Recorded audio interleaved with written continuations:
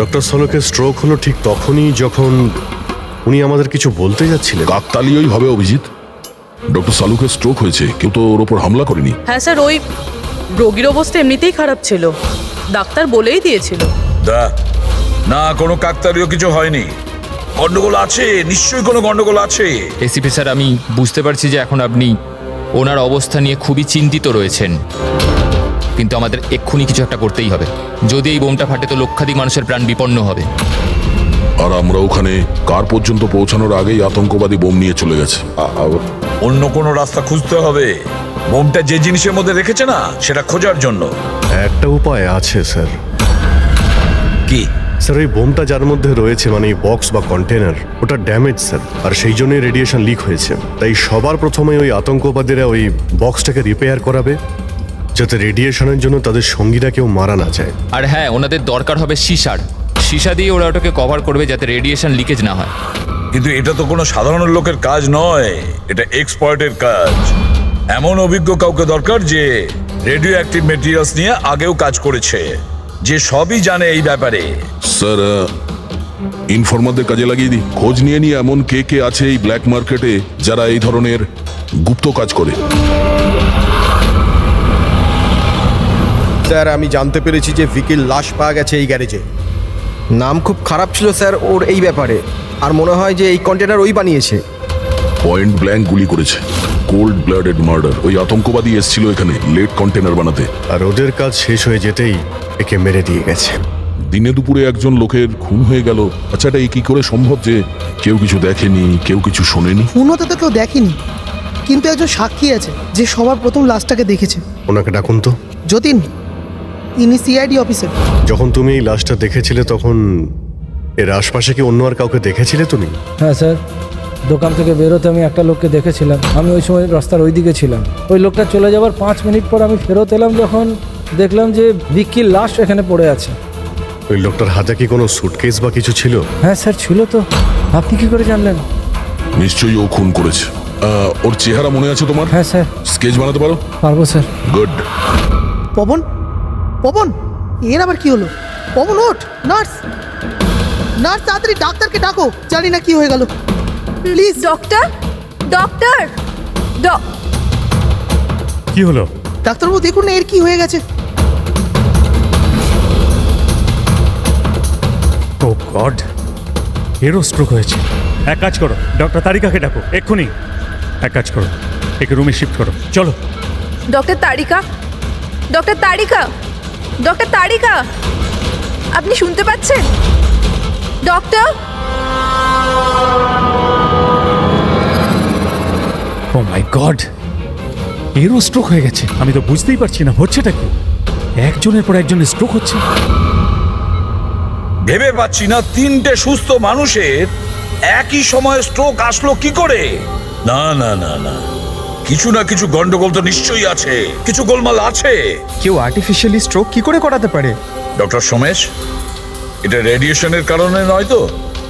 না, radiation poisoning এর জন্য স্ট্রোক হতে পারে না। আর ওই যে ওয়ার্ড বয় ছেলেটা, ও তো পেশেন্টের কাছে আসেইনি। ওই ওয়ার্ড বয়কে অজ্ঞান অবস্থা পেয়েছেন? হ্যাঁ। কোথায়? সাপ্লাই রুমে। Supply room. Pankaj, Friedrich,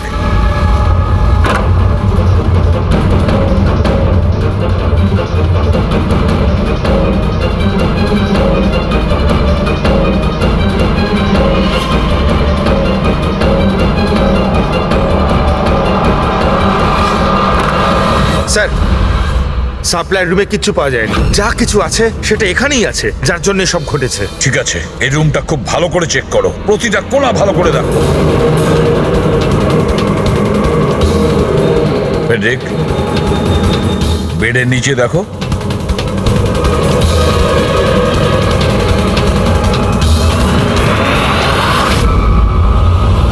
medical ইকুইপমেন্টের কোনো পার্ট? এটা তো আমি কখনো দেখিনি। এটা হসপিটালের ইকুইপমেন্টই না। তাহলে এটা কি হতে পারে? আমি কি ওটা দেখতে পারি? নিশ্চয়ই। স্যার, মনে হচ্ছে আমি এই ডিভাইসটা আগে দেখেছি। রাইট, স্পেশাল ফোর্সে এই ডিভাইসটার ব্যবহার হয়। If I am not wrong, এটাকে নিউরাল ডিসরাপ্টার বলে। নিউরাল ডিসরাপ্টার তার মানে? দেখুন, আমাদের শরীর তখনই কাজ করে যখন আমাদের মস্তিষ্ক বডিকে সিগন্যাল পাঠায়, যেমন ওঠা বসা, খাওয়া দাওয়া অথবা কথা বলা। আর এই সিগন্যালগুলো আসে নিউরনসের মাধ্যমে। আর এই ডিভাইসটা মস্তিষ্ক আর শরীরের এই যোগাযোগ নষ্ট করে দেয়, ডিসরাপ্ট করে দেয়। আর যদি এমনটাই হয় তাহলে শরীর মস্তিষ্কের ইশারা বুঝতেই পারবে না, শরীর সম্পূর্ণ অসাড় হয়ে যাবে, মনে হবে যেন স্ট্রোক হয়েছে, কিন্তু আসলে ওটা স্ট্রোক নয়, এই ডিভাইসটার কারসাজি। ময়াঙ্ক, যদি এই ডিভাইস কেউ দূরে নিয়ে যায় তাহলে এর প্রভাব নষ্ট হয়ে যায়, একদমই। তাই তো? ফেডরিক, একটা কাজ করো, এই ডিভাইসটাকে দূরে নিয়ে যাও আর ডিস্ট্রয় করো, নষ্ট করে দাও এটাকে। Yes sir. এর মানে হচ্ছে এরা তিনজনই ঠিক হয়ে যাবে। হ্যাঁ ডাক্তারবাবু, নিশ্চয়ই। কিন্তু আমরা যদি এটার সাথে আর কিছুক্ষণ থাকতাম তাহলে এর প্রভাব আমাদের ওপরেও পড়তো। আচ্ছা, এই জন্যই এটার প্রভাব সালুখে আর শালিকার ওপর হয়েছে। এর মানে হলো এর প্রভাব ওয়ার্ড বয়ের উপর এই জন্য হয়েছিল কারণ ও 1 ঘন্টা ওই ঘরে ছিল, যেটা এই ঘরের পাশে। এক্স্যাক্টলি ডাক্তারবাবু, যেহেতু আমরা এই ডিভাইসটা ডিস্ট্রয় করে দিয়েছি, এবার তিনজনে তাড়াতাড়ি সুস্থ হয়ে যাবেন। কিন্তু এই ডিভাইস এখানে রাখলো কে? সেই আতঙ্কবাদী গ্যাংয়েরই কেউ। সেই গ্যাং জানতো যে ডক্টর সালুখের কাছে কিছু ইনফরমেশন আছে, আর সেই জন্যই এই ডিভাইসটাকে এখানে সেট করে দিয়ে গিয়েছিল, যাতে সালুখের অবস্থা খারাপ হয়ে যায়। স্যার, স্টাফেদের কেউ, কারণ ওরা ছাড়া তো কেউ যাতায়াত করে না। নিশ্চয়ই সেই হসপিটালের কোনো স্টাফ যে এই কাজটা করেছে। না এসিপি স্যার, এরকম হতেই পারে না। এটাই হয়েছে ডক্টর সোমেশ, এটাই হয়েছে। আর একটা কথা শুনে রাখুন, যতক্ষণ না ওই অপরাধীকে আমরা ধরতে পারছি ততক্ষণ এই হসপিটাল থেকে কেউ, মানে আপনিও, এখান থেকে বাইরে যাবেন না। এই পুরো হসপিটালের সমস্ত ফ্লোরের সিসিটিভি ক্যামেরার ফুটেজ আমি এখন দেখতে চাই। স্যার, সমস্ত স্টাফেদের লিস্ট দেখা হয়ে গেছে, এখনো কিন্তু কিচ্ছু পাইনি। পাওয়া যাবে ফেডরিক, সিসিটিভি ফুটেজটা তো দেখছি, নিশ্চয়ই এখন কিছু পাওয়া যাবে। পুরবি, একটু পজ করো। কেন জানি না মনে হচ্ছে কোথায় যেন একে দেখেছি আমি, খুব চেনা চেনা লাগছে। কে হতে পারে?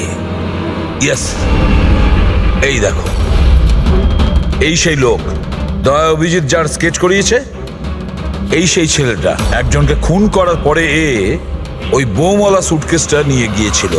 স্যার, এই নার্সটাকে, আর এরা কি কথা বলছে? সেটা তো আমি জানি না, তবে একটা কথা পরিষ্কার, এই হসপিটালের স্টাফদের মধ্যে যদি কেউ ওদের সঙ্গে যুক্ত থাকে সে হলো এই নার্স। স্যার, এর নাম তো পায়েল।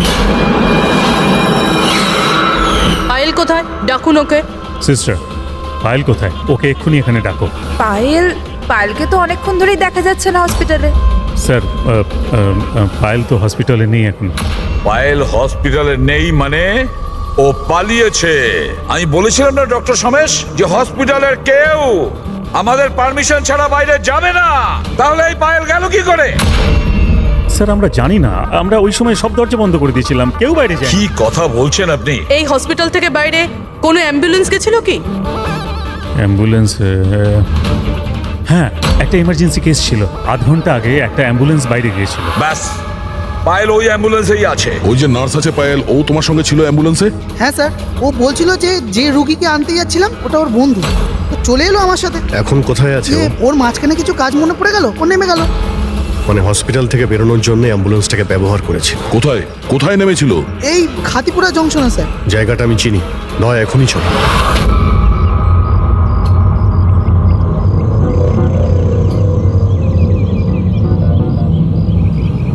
আরে দাদা শুনুন, এই মেয়েটাকে কি দেখেছিলে 1 ঘন্টা আগে এখানে?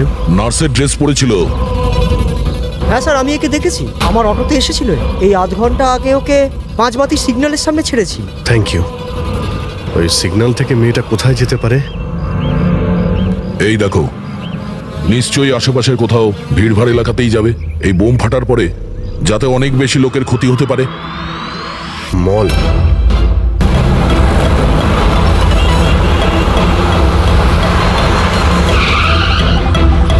পায়েলকে তো বাইরে কোথাও দেখতে পাচ্ছি না।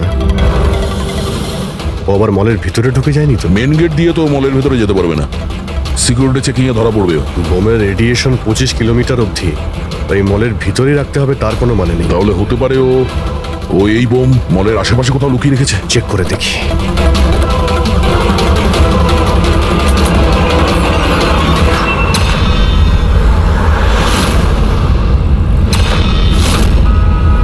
এর সাথে তো ওই লোকটাই আছে স্কেচের। এই বাইরে বেরো। এখানে অব্দি এসে গেছে, তাড়াতাড়ি চলো।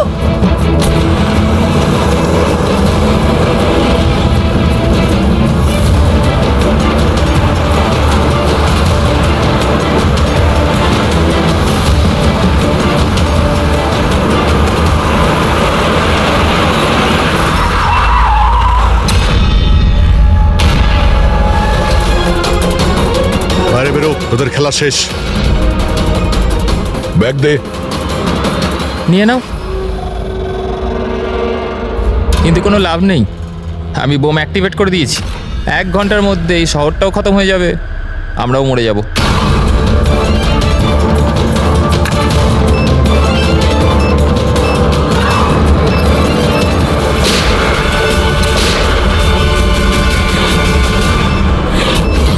অভিজিৎ, বোম তো অ্যাক্টিভেট করে দিয়েছে ওরা। শুধুমাত্র 1 ঘন্টা সময় আছে আমাদের। চলো শহর থেকে বাইরে যাই। ধরো এটা।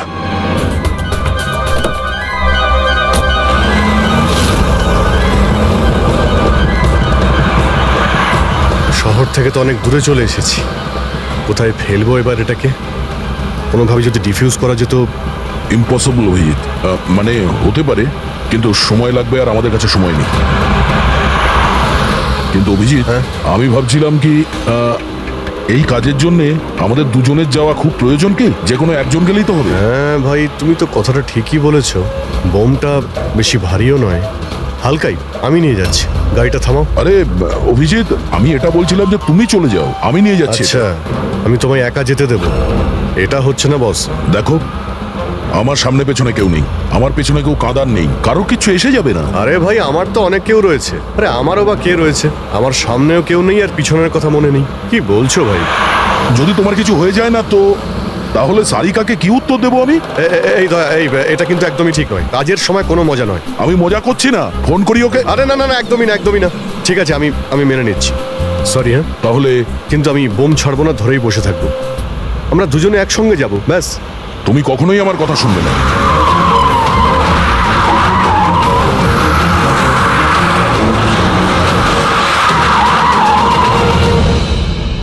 কি হলো? মনে হচ্ছে টায়ারে কিছু প্রবলেম আছে। আরে এই পেছনের টায়ারটা একটু চেক করো। প্রবলেমটা এখনই হতে হলো? সাবধানে।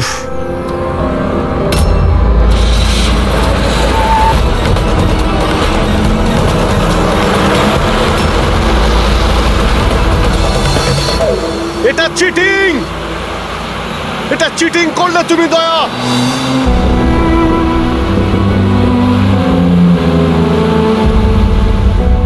এটা চিটিং।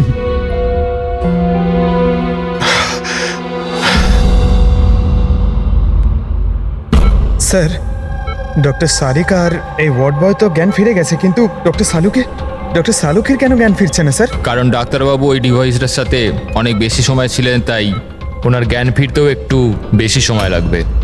না না, তাড়াতাড়ি ওর জ্ঞান ফেরাতে হবে, কারণ ওর কাছে কিছু ইম্পর্টেন্ট ইনফরমেশন আছে। আর সেই জন্যই তো এই সমস্ত ঘটেছে, ওরাই তো এই সমস্ত করেছে। স্যার, আই হোপ যে এতক্ষণে অভিজিৎ স্যার আর দয়া স্যার ওই বোমটাকে ডিফিউজ করেছে। স্যার। অভিজিৎ, দয়া কোথায়? দয়া কোথায়? স্যার, আমি আর দয়া ওই বোমটাকে নিয়ে শহরের বাইরে যাচ্ছিলাম। মনে হচ্ছে টায়ারে কিছু প্রবলেম আছে।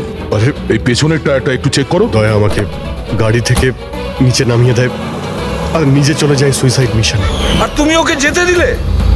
আমাকে মিথ্যে কথা বলে নামিয়ে দিয়েছে। অভিজিৎ স্যার, এরকম বলবেন না। তার মানে কি দয়া স্যার আর কোনোদিনও ফিরবেন না? হ্যাঁ ফেডরিক, দয়ার কিচ্ছু হবে না। কিচ্ছু হবে না ওর। ও একজন সিআইডি অফিসার, বুঝেছ? ওকে বাঁচানোর জন্য রাস্তা খুঁজে বের করব। আমরা রাস্তা খুঁজে বের করব। রাস্তা তো একটাই আছে স্যার, সময় থাকতে যদি ওই বোমটাকে ডিফিউজ করা যায় তাহলে। কিন্তু বমকে ডিফিউজ সেই লোকটাই করতে পারবে যে পাসওয়ার্ডটা দিয়েছে, আর ওদের সকলেই তো মারা গেছে।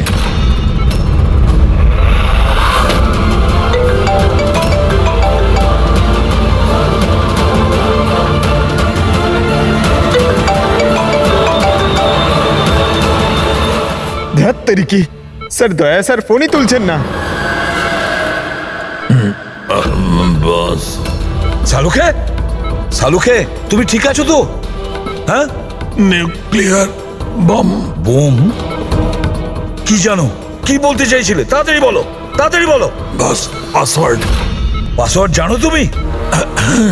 কি পাসওয়ার্ড? কি পাসওয়ার্ডটা তাড়াতাড়ি বলো। Rainbow, rainbow, rainbow. Abhijit sir, password rainbow.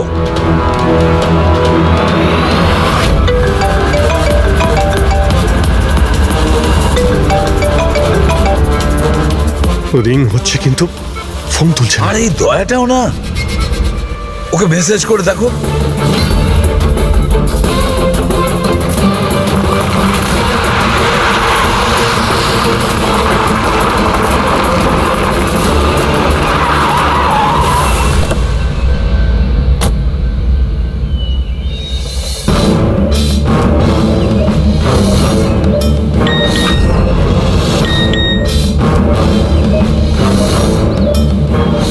অভিজিতের message, code পাওয়া গেছে। হ্যাঁ অভিজিৎ, দয়া পাসওয়ার্ড পেয়ে গেছি। পাসওয়ার্ড হলো, এক মিনিট এক মিনিট।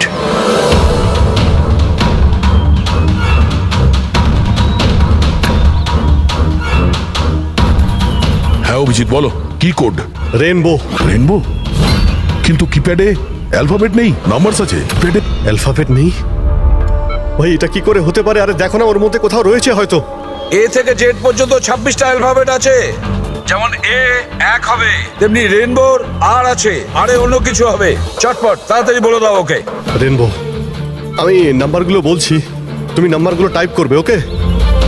আরে টাইম নেই স্যার এটা হয় স্যার। দয়া দেখো, আমি নাম্বারগুলো দিচ্ছি, তুমি টাইপ করো। কোন নাম্বার? 18। এক মিনিট এক মিনিট এক মিনিট। হ্যাঁ বলো। 18 19 19 14 14 15 15 23। না অভিজিৎ, বোম ডিঅ্যাক্টিভেট হয়নি। দয়া, হতে পারে তুমি টাইপ করতে ভুল করেছো, আরেকবার ট্রাই করো। হ্যাঁ অভিজিৎ, ঠিক করেই টাইপ করছি, তাড়াতাড়ি বলো। 6 মিনিট 23 সেকেন্ড বাকি আছে। 18 19 19 14 29। আরে অভিজিৎ, কিচ্ছু হচ্ছে না ভাই। যদি যদি কিপ্যাডের বাটন টিপি তাহলে ওই মিউজিক হচ্ছে, মিউজিক। এই মিউজিক্যাল শব্দটা কিসের? তাহলে কি পাসওয়ার্ড মিউজিক্যাল নয় তো? রেনবো, রেনবো একটা মোবাইল টিউন না? দেখো তো। হ্যাঁ, টোন। তাড়াতাড়ি করো ভাই, সময় নেই। এক সেকেন্ড। এই যে স্যার। পেয়েছো? শোনাও শোনাও। দয়া এই টিউনটা শোনো, আর ওর মধ্যে টিউনটা পুট করার চেষ্টা করো। অভিজিৎ, এই মিউজিক তো এখানে কিপ্যাডে বাজছে। এই যে শোনো, এই 1 2 3 4 5 6, না এই 5 নম্বর পর্যন্ত একই মিউজিক বাজছে। তারপরে এই মিউজিক চেঞ্জ হচ্ছে। এই শোনো, 6 7 8 9। না না, দয়া সাবধানে। 5 পর্যন্ত টিউন আছে, তারপরে ড্রামের আওয়াজ আছে। 5 পর্যন্ত ওই টিউনটা আছে না, 1 2 3 4 5। তুমি এই নাম্বারগুলোর মধ্যেই ট্রাই করো। আরে ভাই, আমি কোনো মিউজিশিয়ান নাকি? আমি কিছু বুঝতে পারছি না এই মানে কি হচ্ছে। আরে দয়া, অপশনগুলো ট্রাই করো। 1 2 3 4 5 আছে, 5 4 3 2 1 করো। 1 3 5 5 4 3 2 1, যে কোনো কিছু র্যান্ডম করো। র্যান্ডম করছি তো ভাই। দয়া ট্রাই করো, কিছু একটা করো। স্যার চেষ্টা করছি, স্যার চেষ্টা করছি, কিন্তু কিছুতেই হচ্ছে না। হচ্ছে না অভিজিৎ স্যার, এটা হচ্ছে না স্যার। স্যার 40 সেকেন্ড বেঁচে আছে স্যার। চেষ্টা করো ভাই, আমরা রয়েছি তোমার সঙ্গে।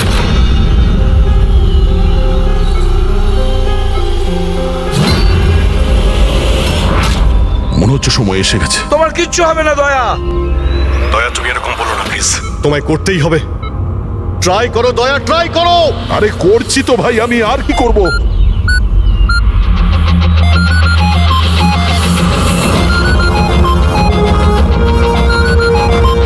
স্যার সময় শেষ হয়ে গেছে স্যার। দয়া!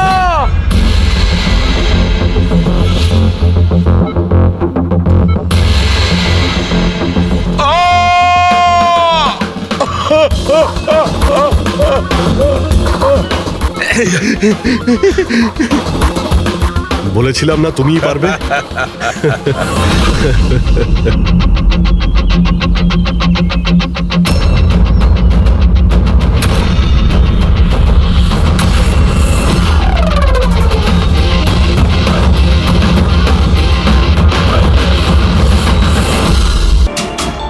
তার নাম? নিজেকেও অনেক বড় বিজনেসম্যান মনে করে, কিন্তু ড্রাগ ডিলিং করাই হলো ওর আসল কাজ। একবার যদিও শহরে ফিরে আসে, ব্যাস তারপরে ওর কাজ শেষ। নাম? নামে কি এসে যায়? গুলি মারবার ঠিক 1 ঘন্টা আগে তোমাকে বলে দেওয়া হবে যে কবে আর কোথায় গুলি চালাতে হবে। ট্রিগার কি করে টিপে দিলে? ওর যদি কিছু হয়ে যেত, মারা যেত তো? না দয়া, কিছুই হতো না। ওই বন্দুকটা হাতে নিয়ে আমি বুঝতে পেরেছিলাম ওই বন্দুকের মধ্যে কোনো গুলি ছিল না। অভিজিৎ, ওদের সাথে এমন ভাবে মিশে যাও যেন তোমাকে সন্দেহ না করতে পারে। এটাই হলো রাস্তা ওদের কাছে পৌঁছানোর। কিন্তু ওরা বড় ধরনের কিছু করে ফেলার আগে যদি আমরা ওদের আড্ডাতে পৌঁছে যাই ওদের গ্রেপ্তার করার জন্য। কিন্তু ওদের আড্ডায় পৌঁছাবো কি করে? তোমার চোখে তো পট্টি বাঁধা থাকে। চোখ বাঁধা ছিল, কিন্তু দয়া ওদের আড্ডা থেকে বাড়ি পৌঁছানো পর্যন্ত আমি রাস্তাগুলো ভালো করে ফিল করেছি। আর যা কিছু আমার মনে হয়েছিল সব পেন ড্রাইভে রেকর্ড করেছি। এগুলো আমার জামা কাপড় আর জুতো। যদি এর থেকে কিছু সাহায্য পাওয়া যায় ওদের আড্ডায় পৌঁছানোর জন্য। স্যার, যা করতে হবে তাড়াতাড়ি করতে হবে। যে কোনো সময় আমার কাছে ফোন আসতে পারে ওই ড্রাগ ডিলারকে মারার জন্য। আর আমি এই ধরনের কাজ করতে চাই না যার পারমিশন আইন আমাকে দেয় না। যতক্ষণ আইন না বলছে আমরা কাউকে মেরে ফেলতে পারি না, সে কোনো বড় অপরাধী হলেও।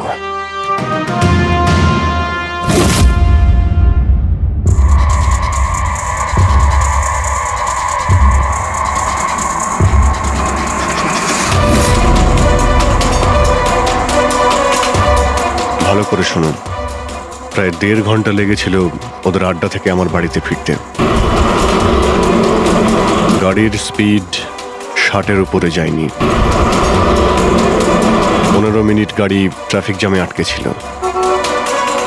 10-15 আর ঠিক ওই সময় কাউকে শ্মশানে নিয়ে যাওয়া হচ্ছিল। আর হ্যাঁ, যখন আমি আড্ডা থেকে বেরিয়েছিলাম তখন ওখানে কোনো মন্দিরে আরতি হচ্ছিল যা মাইকে বাজছিল। প্রায় সব মিলিয়ে 6টা সিগন্যালে গাড়ি দাঁড়িয়েছিল আর প্রায় 5টা ফ্লাইওভার ছিল। প্রত্যেকটা ফ্লাইওভার ক্রস করতে 40 থেকে 50 সেকেন্ড লেগেছিল। রেলওয়ে স্টেশন, একটা ফ্লাইওভারের নিচে রেলওয়ে স্টেশন ছিল যেখানে ট্রেনের অ্যানাউন্সমেন্ট হচ্ছিল। স্যার, হ্যাঁ বলো। এই দেখুন স্যার, এই দেখুন, অনিকেত কুমার স্যার। সিবিআই 2 দিন আগেই ওর সঙ্গে কথাবার্তা বলেছে। স্যার, দেশে অনেক জায়গায় ও ড্রাগসের ব্যবসা করে। এখন কোথায়? ফ্রেডি স্যার দেখছেন স্যার। স্যার, এটা প্যাডি, ধান। ও ধান, ওই যে তুমি অভিজিতের জামা থেকে যে সুতোটা এনেছিলে সেইটা একটা বস্তা সুতো, পাটের বস্তা। তাহলে ধান আর পাটের সুতো, তার মানে হচ্ছে এটা কোনো গোডাউন, কোনো একটা গোডাউনকে আস্তানা বানিয়েছিল ওরা। এমন একটা গোডাউন যেখানে সবজি বিক্রি হয় অথবা কোনো ধানের কল। স্যার, এই রুটটা নিয়েছে এরা। রুটটা সেই রকমই যেরকম অভিজিৎ স্যার বলেছে। আমার মনে হয় এটাই। গুড জব পুরবি। হ্যাঁ ডক্টর সালুকে, কি অভিজিৎকে আনাজের গুদামে রাখা হয়েছিল? অনিকেত আজকে সকালেই গ্রিস থেকে ফিরেছে, এখন অব্দি অফিসেও যায়নি। আচ্ছা, গ্যাং থেকে ফোন আসবে অভিজিতের কাছে, আসবে ফোন।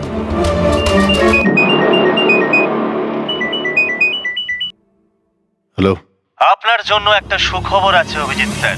যে সময়ের আপনি অপেক্ষা করছিলেন সেটা এসে গেছে। আজকের এই শুভ দিনে এক অপরাধী শাস্তি পাবে। ঠিক 1.5 ঘন্টা পরে একটা কালো রঙের গাড়ি আসবে আপনার কাছে, আর বলে দেওয়া হবে আপনি কার ওপর আর কখন গুলি চালাবেন। হ্যাঁ, কিন্তু রাইফেল কোনটা? তাতে কি যায় আসে রাইফেল কোনটা? আপনাকে তো সিআইডি ট্রেনিং এ সব ধরনের ট্রেনিং দেওয়া হয়েছে, তাই না? হ্যাঁ, আমাকে সব ধরনের ট্রেনিং দেওয়া হয়েছে, কিন্তু আমার কাছে একটাই চান্স গুলি চালানোর। যদি আমি জানতে পারি বন্দুকটা কোন ধরনের, তো একটু সহজ হবে। RS 451। ওকে, RS 451।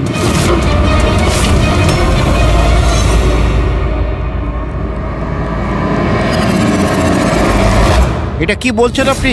আমার মৃত্যুর ভয় রয়েছে? তাহলে আমি যাবোই না কোথাও, ঘরের মধ্যেই লুকিয়ে বসে থাকবো আমি। সমস্ত মিটিং ক্যান্সেল। অনিকেত, বাড়িতে লুকিয়ে থাকলে কোনো লাভ হবে না। ওরা প্ল্যান করে বসে আছে তোমাকে মারার জন্য। ওরা তোমাকে মেরেই ফেলবে। আপনারা কিছু করুন না, আপনারা সিআইডির লোক, বাঁচান আমাকে। বাঁচাবো আমরা তোমাকে। আর এবার গুলি আমাদের অফিসার তোমাকে করবে। তোমার জামার ভেতরে একটা বুলেট প্রুফ জ্যাকেট থাকবে আর কিছু রক্তের প্যাকেট। কিন্তু স্যার, লক্ষ্য এদিক ওদিক হয়ে গেলে, যদি গুলি মাথায় লেগে যেত? কিচ্ছু হবে না, কারণ গুলিটাও নকল থাকবে। আর হ্যাঁ, তুমি তোমার কর্মফল ভোগ করবে। তোমাকে শো করে ওই মাস্টার মাইন্ডকে আমরা আগে ধরবো। এবারে বলো, মিটিং এর জন্য কোথায় যাচ্ছিলে তুমি? পরের মিটিং 1 ঘন্টার মধ্যেই হবে। এই মলের বাইরে একটা লঞ্চে হবে। মলের বাইরে? হ্যালো, আমার মনে হচ্ছে মিশনটা ক্যান্সেল করতে হবে। কিন্তু কেন? বালা বেঁচে আছে।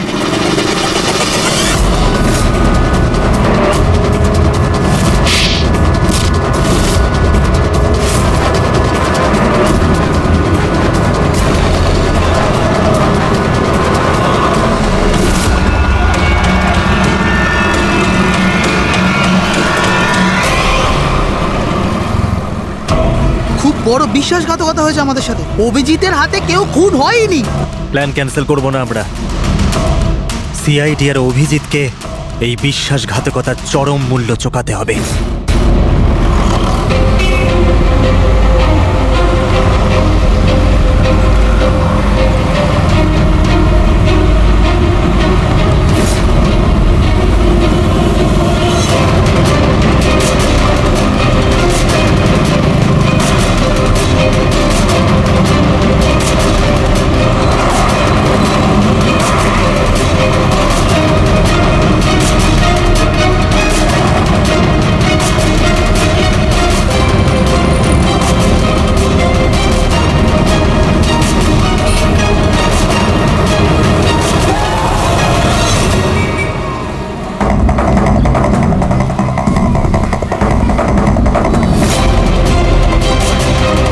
এখানে ওই লোকটা আসতে চলেছে।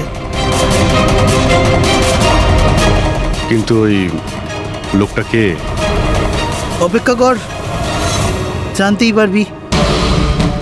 চল তোকে ওই জায়গাটা দেখাই, যেখান থেকে তোকে গুলি চালাতে হবে ওর উপর।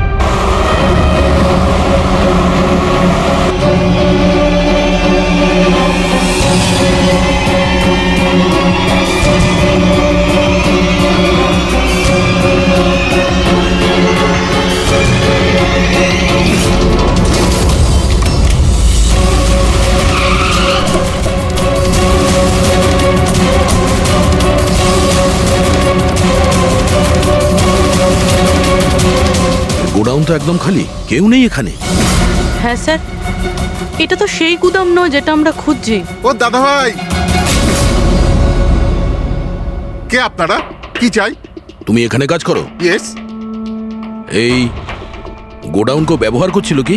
না তো, গত 2 বছর ধরে বন্ধ পড়ে আছে। এই গোডাউনটা আমার বস বিক্রি করতে চায়, তা আপনি কি কিনবেন? যদি এটা ওই গোডাউন না হয় তাহলে কোন গোডাউনটা?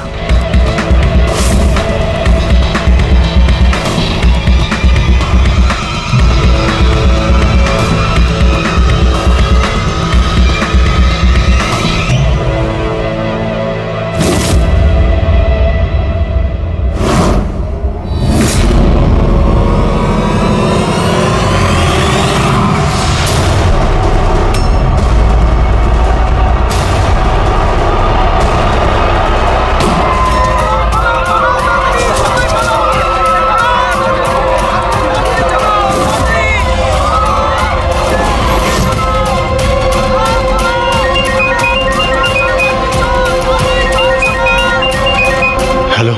অভিনন্দন অভিজিৎ, তোমার সাফল্যের জন্য। Aniket is finished. এবার দেখা করে অভিনন্দন জানাবো তোমাকে। ঠিক আছে, আসছি আমি।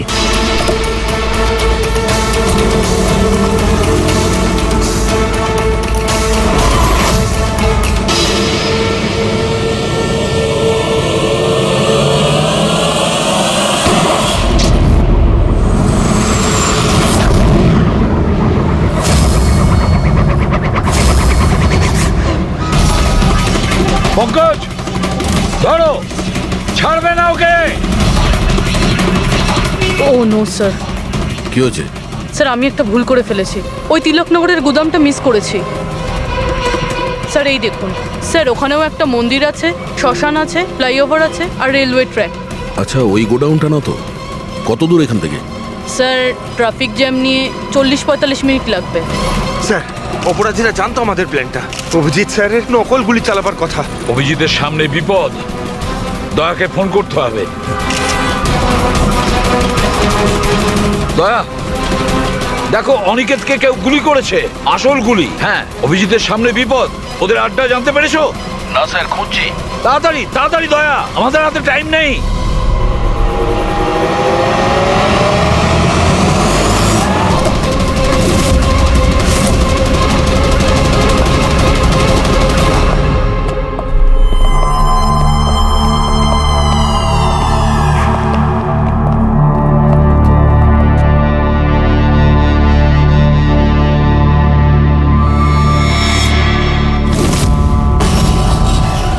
অনেক অনেক অভিনন্দন তোমাকে। Well done.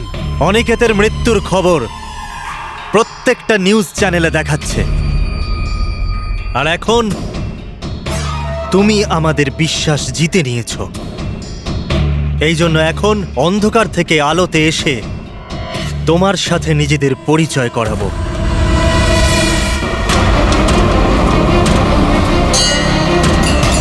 এই মন্দিরটা।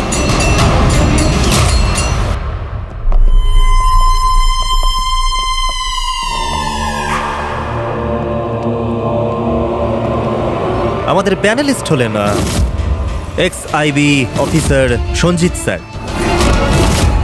আর এক্স জাজ Mrs Mandira, ex army officer Mister Ranbir. ও, তো আপনারা? হ্যাঁ, আমরা।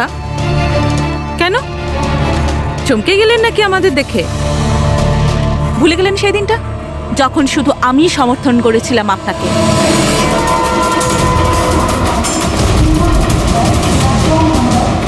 এই হচ্ছে রেলওয়ে স্টেশন। অভিজিৎ, আমাদের সবাইকার লক্ষ্য এক, অন্যায় সাফ করা। কিন্তু আপনাদের চতুর্থ সঙ্গী, ওনার কি হয়েছে? উনি কেন সামনে আসছেন না? আমি সামনে আসবো না, কারণ তুমি একজন বিশ্বাসঘাতক।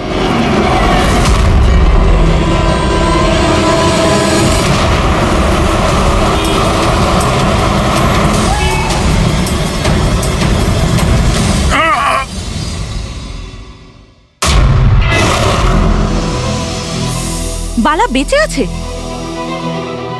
হ্যাঁ, বেঁচে আছে, কারণ এই সব কিছু সিআইডির প্ল্যান মাফিক কাজ ছিল আমাদের ফাঁসানোর জন্য। আর এই হচ্ছে শ্মশান ঘাট। আর অনিকেত? সেও নিশ্চয়ই জীবিত আছে। নিশ্চয়ই এই অভিজিৎ ওকে নকল গুলি মেরেছে। অভিজিৎ, এই বেইমানির জন্য একটাই সাজা, শুধু মৃত্যু, শুধুই মৃত্যু। তুমি আর বালা দুজনেই মরবে, দুজনেই। আর তোকে আমরা মারবো না, তোকে এ মারবে। আমি কেন? কেননা একজন বাহাদুর এবং সৎ ইন্সপেক্টরকে মারা আমাদের নীতির বিরুদ্ধে। চল, তুই মার, নইলে আমরা তোকে মারবো। ও তো আপনারা এমনিই মারবেন। না, আমরা তোমাকে আর একটা সুযোগ দেব। চালাও গুলি। নেবালা, পিস্তল নে। এই নে।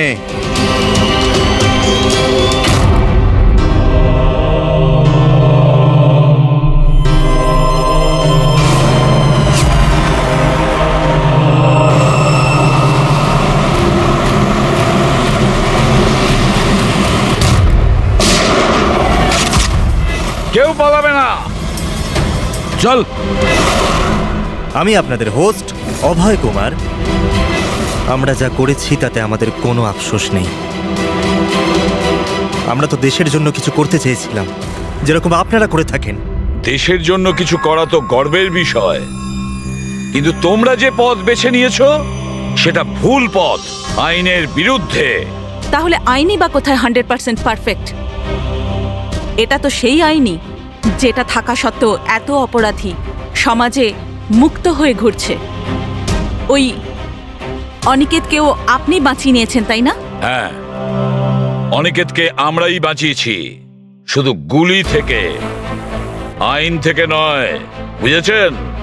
আর যদি পারফেকশনের কথাই বলেন তো 100% পারফেক্ট কিছুই হয় না, সেটা করতে হয়। আপনাদের এই চিন্তা ভাবনা কি পারফেক্ট? এর কোন গ্যারেন্টি আছে যে এই সব কিছু করার সময় তোমরা শুধু অপরাধীদেরই মেরেছ, নির্দোষ কাউকে নয়? আর সেই আদালতের কাছে নিজের অভিযোগ জানিও, সেই আদালতকে যাকে তোমরা অশ্রদ্ধা করতে, আর সেই আদালতই তোমাদেরকে সংশোধন করবে। তারপরেই তোমরা বুঝবে যে দেশের আইনের মর্যাদা কিভাবে দিতে হয়। কেসটা খুবই জটিল ছিল স্যার। হ্যাঁ, আবার অপরাধীও ধরা পড়েছে। আরো একটা কেস ক্লোজ। তোমরা কি বাড়ি যাবে না নাকি? কিন্তু এখনো একজন অপরাধীকে ধরতে বাকি আছে। কি দয়া? Hello CID. কে আপনারা?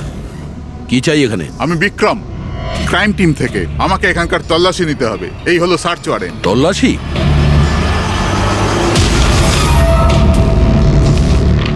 আমাদের আপনাদেরকে অনুরোধ যে আপনারা সবাই আমাদের সাথে কমপ্লিটলি কোঅপারেট করতে থাকবেন। এটা কি আমরা জানতে পারি যে তল্লাশি কেন নেওয়া হবে? দমনের ফাঁসির কেসে আপনাদের সবার এগেনস্টে কমপ্লেন্ট আছে যে আপনারা সবাই এভিডেন্স নষ্ট করতে চেয়েছিলেন।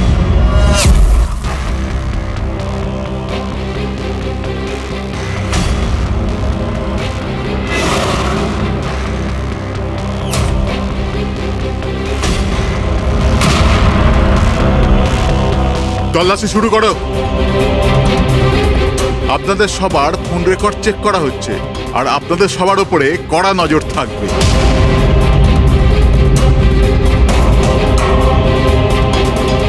আর হ্যাঁ, আপনাদের সবার সাথে একা একা প্রশ্ন উত্তরও করা হবে। আমার আপনাদের ব্যক্তিগত পরামর্শ হলো, যাই বলবেন একদম সত্যি বলবেন। এটাই সিআইডির ভবিষ্যৎ তৈরি করবে। এই, আমরা সিআইডির কোনো গ্যাসের বেলুন নয়। আর তুমি কে আমাদের ফিউচার ঠিক করার? হ্যাঁ, সিআইডির অস্তিত্ব সত্যের উপরে দাঁড়িয়ে রয়েছে, মিথ্যের উপরে নয়। হ্যাঁ, আমি জানি আপনারা সিআইডির লোক, জানি আমি।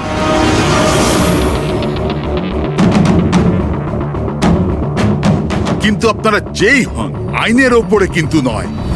আর এখন সময় চলে এসেছে আপনাদের আইনটা মনে করা দরকার। হ্যাঁ, সেটা আমরা জানি যে আইনের ঊর্ধ্বে আমরা নই, আর আমরা আইনের সুরক্ষা করি, আইনের রক্ষাকর্তা আমরা সিআইডি। আর গর্ব করে আমরা বলি আমরা সিআইডি অফিসার, আর আমাদের প্রতিটা রক্তের বিন্দু, প্রত্যেকটা ফোঁটা সিআইডি দেশের জন্য সমর্পণ করছে।